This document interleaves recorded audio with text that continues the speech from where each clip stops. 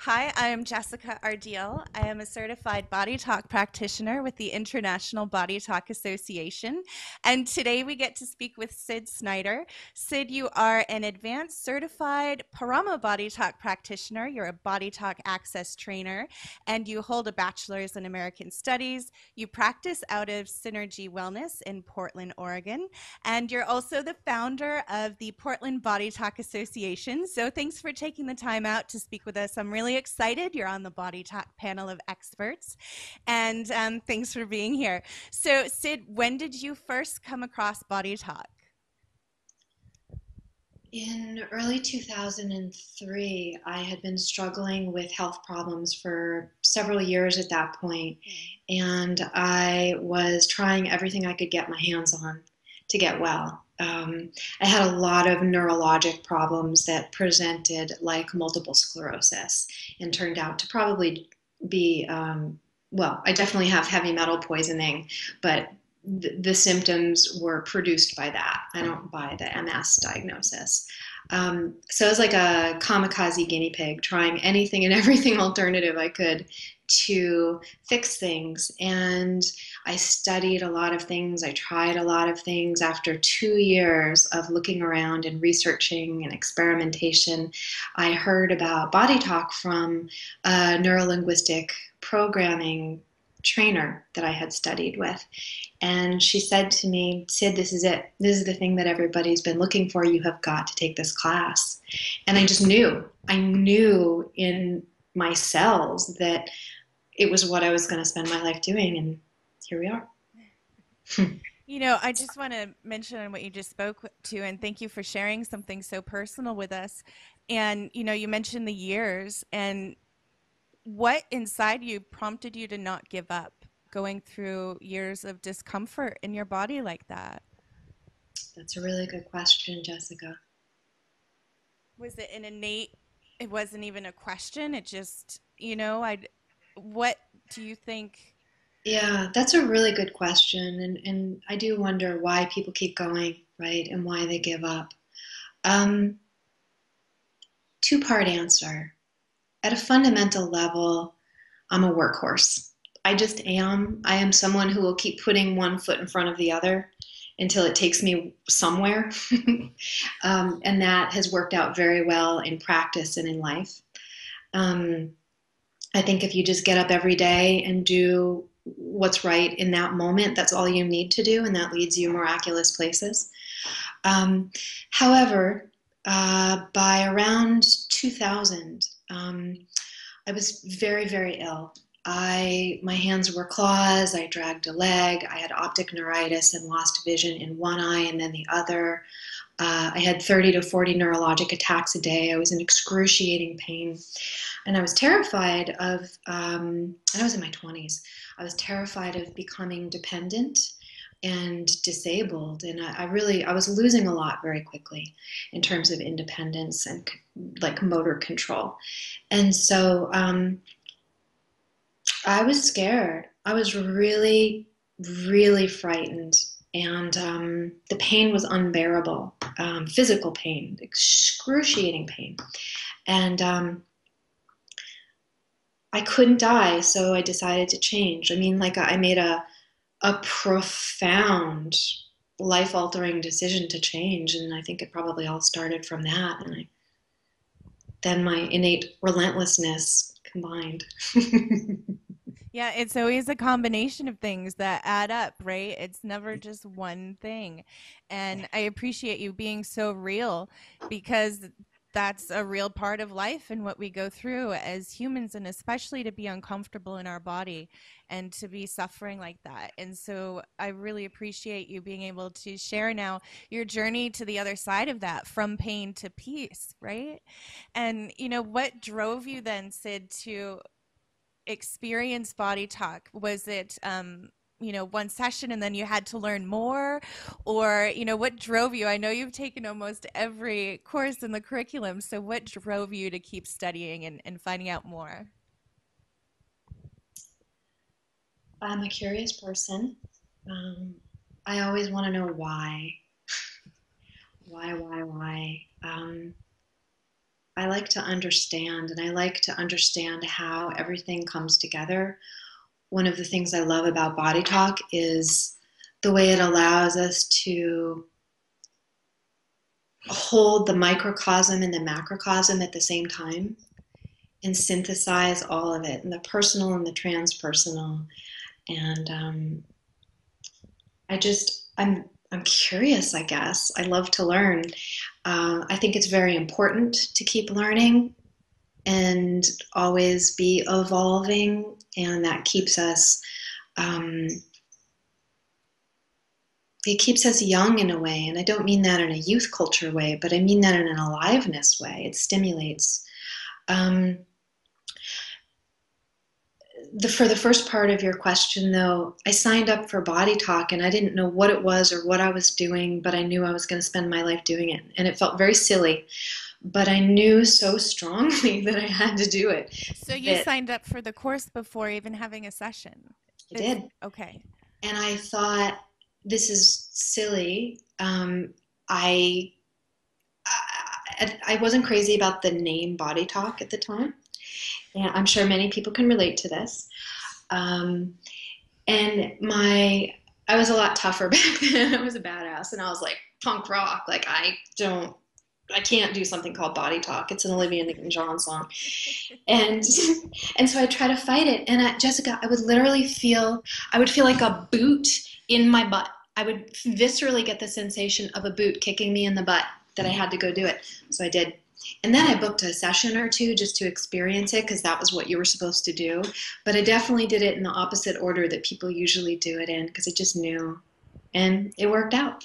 The body I knows.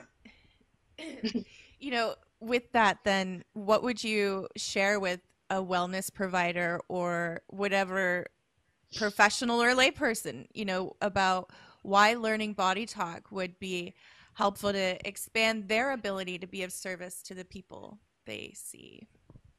Oh, there's so many dimensions. That's a really good question. Can I give you a long answer? Please. Okay, so multi-part answer. The service part is that Body Talk just works. It's simple in a way. It's clean, it's clear, it's extremely effective yet gentle.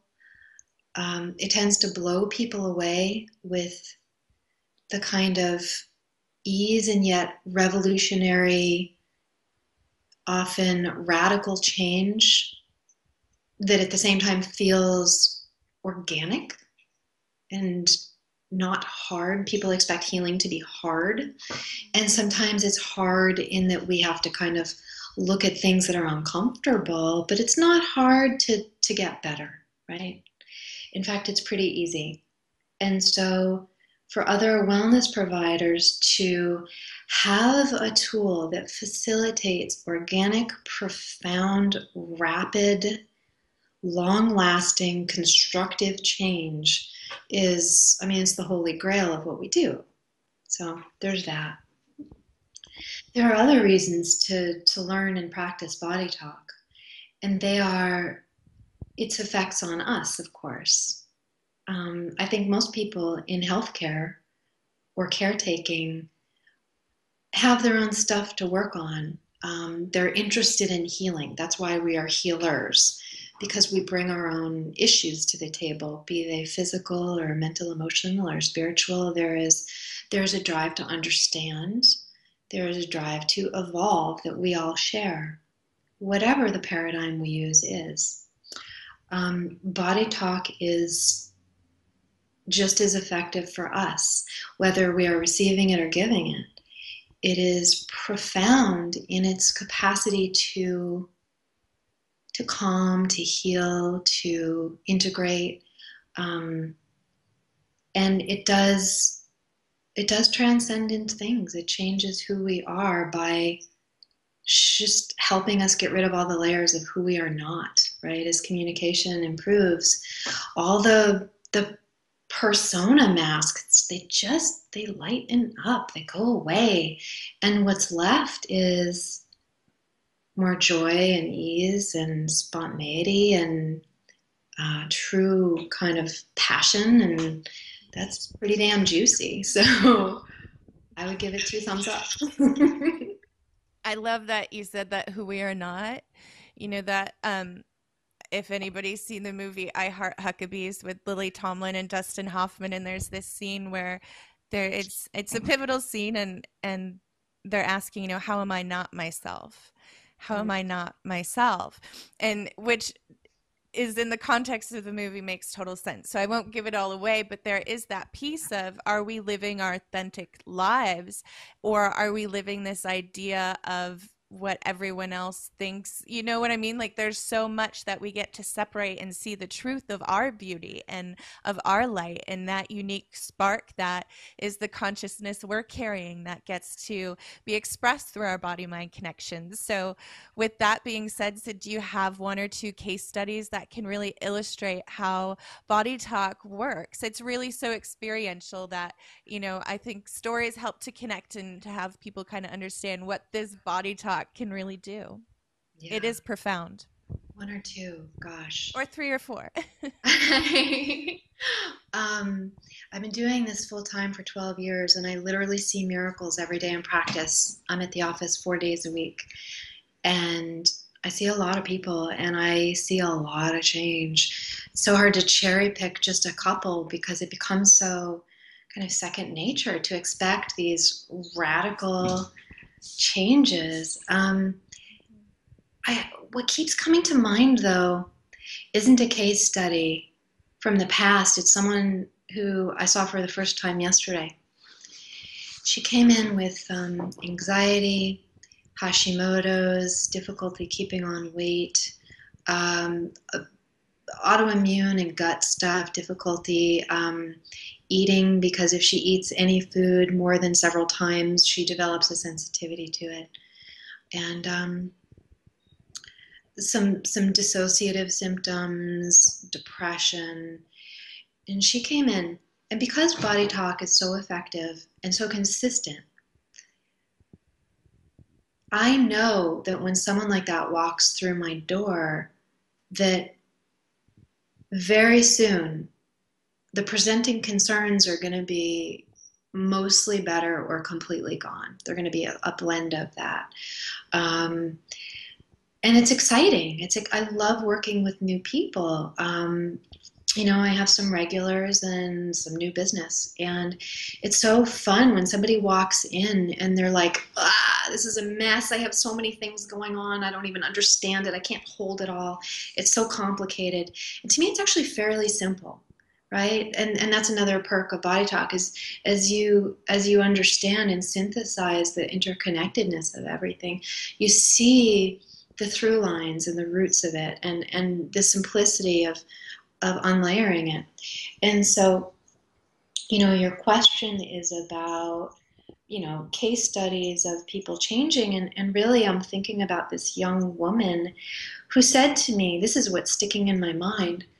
When we were doing our intake, Jessica, she said to me, I keep a lot of space between how I act and the person I really want to be. And I mean, she's a successful, very smart businesswoman, very successful business. She's young, she's beautiful, she's cool. She's got everything going for her, and she's consciously maintaining that gap between who she can be and who she really is. And the excitement is knowing that in the next few weeks, or maybe months at the most, these things are going to combine, and it's going to be easy, and it's going to be lovely, and her symptoms are going to go away, and there's a lot of mechanics to restoring the gut and balancing the microbiome and treating the autoimmune stuff and the epigenetic stuff, but fundamentally that's just strategy to help her connect with the person that she actually knows she is. And I'm excited about it. I can give you case studies too if you want. It's so fascinating to hear, any blurb of an experience because it sounds so almost too good to be true, right? Right. Like if you want to approach these skeptical, use the left brain kind of how do I follow this logic? I mean, how do you describe that to people, Sid? Is it really up to the individual to be willing to have that experience and otherwise, what's the sense in putting it into words anyway, or what's your approach with that? It does sound too good to be true. And I welcome the skeptics. I love working with the skeptics because I'm not a faith healer. Um, Body talk works on animals, it works on babies, it works on people who are critically ill, people who are in comas. And none of them are faith healings because the language that I use isn't convincing them to buy into what I do. It's not the story that matters. That said, I'm very verbal. And so if I'm with a client, I do articulate what I'm doing. And if I'm giving an offline remote session, I write it down either way. But I need the words. The words are my gateway into whatever this is that heals things. And so the words help me be crystal, I keep wanting to drop F-bombs, crystal effing clear on what it is that I'm doing, because I think that my clarity and my trust in the process absolutely amplify the outcome. Whether or not they're buying into that is irrelevant to me. I want them to feel comfortable enough to be with the process. If somebody has beliefs that are it's too uncomfortable to give it a try, then I don't have an agenda around that. All roads lead to Rome. So God bless them, and I hope they find what they're looking for somewhere else. Yeah, everyone has their own journey, and we have a world of possibilities, right? And Body Talk gives us one way to tap into this universal language of the body that connects us all. We all have these vital organs and systems that keep us alive, and we're kind of running off the same program, but we all have different variations of it. So, why do you think it is, Sid, in your experience, that some people can have the same diagnosis or expressing symptom, but it's coming from a different origin, and or people are having different experiences in the results of healing? Some people don't make it, right? And we all leave our body eventually. What is it in your experience that has a factor in that, equation? Is it just our own individual journey, and whatever we're exploring at the time is what we're meant to come into? It might get too philosophical, so if we want to skip this and move on, that's fine. But it just, in my experience, with losing a loved one to stage 4 suddenly, it's we did do Body Talk, and it's like you can do all the things in the world, but sometimes it's just time to check out, right? So do you have any thoughts about any of that, or working at a distance with people and having that same effect? Or do you see mainly clients in office with those experiences? My practice is roughly 50-50, remote and in person. We often use Body Talk to help people wrap things up for end of life care and moving on. In fact, I did a session a few days ago. I got a call for help from a fellow Body Talk practitioner whose dear friend had breast cancer, and 5 years after, I think, a fairly aggressive form of breast cancer, that perhaps had metastasized to her brain. The story was a little bit unclear, but she had also done the Western stuff, and the chemo had destroyed her immune system. So when I got the call, this woman, this friend of a friend, was in the ICU. And my friend had been doing body talk on her and asked if I could help turn things around and get her out of the ICU. And when I tuned in, Jessica, there was no immune system there to work with. There was no life force to engage. And you can just feel that. You can feel when it's time to repair, and when it's about something else. And I just follow the links, right? And the kind of things that came up were about, in body talk, what we call like big four to individuation, like these kind of general consciousness balancing items that allow us to really let go of suffering and have these profound spiritual reframes that lighten up our attachment and create a kind of ease and grace that may correlate with living and they may correlate with dying. And in her case, because I've experienced this many times, I felt that it was likely that this was a session to help her pass away. And I got a text from my friend 30 minutes later that her friend had just died. And so that's a story. To answer your philosophical question, everybody dies. Everybody dies. We're going to die. I don't know why some things get better and some things don't. I do know that for those of us that continue to have persistent chronic health problems, and yet we're alive and well and we continue to seek out healing,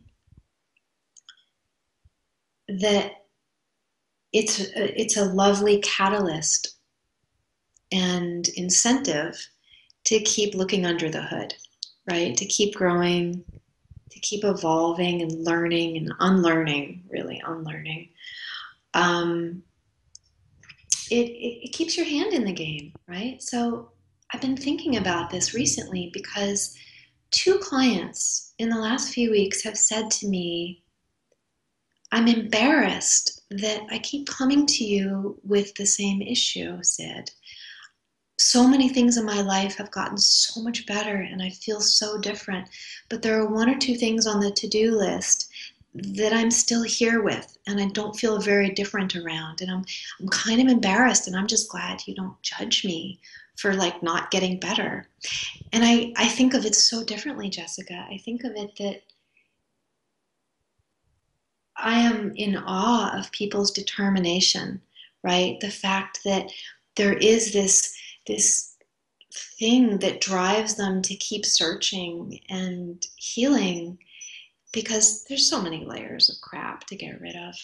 And it does take time to get to, the majority of them.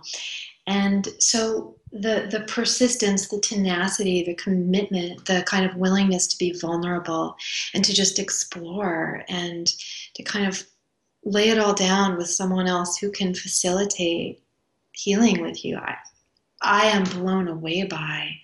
I never think of it as like, oh, well, this one thing didn't heal. While I very much want to help people and help get them out of their pain and suffering, I also recognize that there are deeper reasons why we search and we keep going. Thank you for sharing that, Sid, and answering my esoteric out there. Just to, hey, it popped out. So I know we can find your bio on the Body Talk website. How else can we reach out and connect with you, Sid? Well, I have a website, www.synergywellness.org. That's SYNERGY wellness.org. I spell my name with I's. I like to joke it's all about I. I'm totally kidding. But SIDSNIDER, if you're Googling me that way. I guess the interwebs is the way to find me. Thank you, Sid. I just want to give you an opportunity before we go. Is there anything else that you'd like to share that would benefit the listener or anything on the top of your head that we didn't get to cover? Yeah, actually, there is. Um, Jessica, you had emailed me some questions about what do I love about body talk. Yeah. And that's a great question because, it's helpful to kind of keep reconnecting to why we do what we do. And there are a lot of things I love about body talk, and I want to share some of them.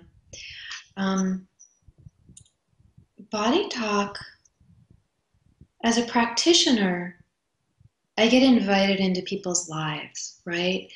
It's the rapport and the opportunity to connect, like really connect. It's it's profound, and it's what gives life meaning. I mean, I think really what gives life meaning is relationships. And body talk is a way to profoundly connect with people and walk with them on their journey, and to profoundly connect with myself. Really, we commune with ourselves and other people and animals and plants, if that's part of your practice.